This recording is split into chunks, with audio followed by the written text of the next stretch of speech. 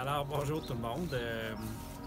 Donc, aujourd'hui, on va parler de repiquage. Alors, c'est quoi le repiquage? Ben, c'est l'idée de transférer un légume qui a déjà une certaine hauteur, qui est confiné, comme nous, dans un petit espace, puis le transférer dans un espace où il y aura plus de place pour étaler ses racines et prendre son envergure. Puis ça va être aussi le moment de séparer. Vous voyez ici, mais il y a 2 tomates dans le même petit carré. Donc, on va les séparer pour éviter la concurrence, parce que les tomates, c'est quand même des grosses plantes. Pour ceux qui sont à la maison, il y a une dizaine de jours, j'ai parti les tomates. Alors, voici le résultat. Donc, ils sont très petits. En fait, pour ceux qui sont à la maison, qui n'ont pas d'équipement, qui n'ont pas de lumière, découragez-vous pas, c'est long, ça prend du temps, ça pousse un petit peu moins bien. Les plants vont être un petit peu plus chétifs, mais c'est pas grave, on fait ça pour le plaisir. Ceux-ci ont été partis sous les néons il y a probablement 2 semaines. Donc on va commencer, on va les repiquer. En fait, une des questions qui revient tout le temps, c'est quand est-ce qu'on les repique. On va les repiquer quand on va avoir au moins 2 vraies feuilles. Les premières ici étant les cotylédons. Ce ne sont pas des vraies feuilles. Donc on voit vraiment la différence de forme entre celle-ci et celle-ci, qui sont beaucoup plus découpées, détaillées. Évidemment, dans ce cas-ci, on a des tomates, mais on va faire le repiquage avec les aubergines, avec en fait toutes les plantes qu'on a semées dans un petit contenant qui ne peut pas toffer pendant un mois de temps dans un petit espace confiné avant d'être mis à l'extérieur. Donc, nos outils aujourd'hui, on a nos pots. Ceux qui sont pris à la maison, qui n'ont pas de matériel, faites toujours utiliser les packs de lait que vous coupez à une certaine hauteur. On a notre couteau, notre terreau.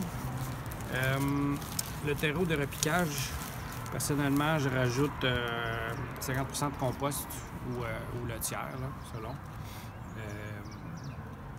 En fait, il y a énormément de recettes et de techniques, là. Moi, je vais vous montrer comment je fais ça. Donc, je prends mon plateau. Avec un couteau, je vais venir sortir la racine autant que possible en gardant la motte en un morceau. C'est important de bien humidifier et le terreau et le semis pour éviter que la terre s'effiloche, parte en miettes. Donc, je vais mettre un petit peu de terre dans le fond. Je vais venir placer ma plantule au milieu et je vais tout simplement remblayer de terre jusqu'au sommet. En fait, la tomate, on peut l'enterrer jusqu'au cotylédon, il n'y a aucun problème. Donc, dans le cas où on a 2 plants, je vais vous montrer. C'est bien important pour la tomate de mettre seulement une semence par petit casseau pour éviter d'avoir à faire ceci, que c'est vraiment un traumatisme pour la plante.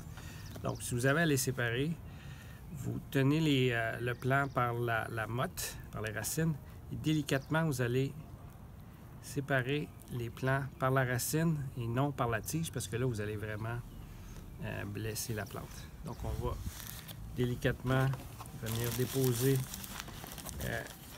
ce petit plant de tomate au fond du pot en tenant la plante soit par la motte, soit par la feuille. Je viens ici replacer mon terreau.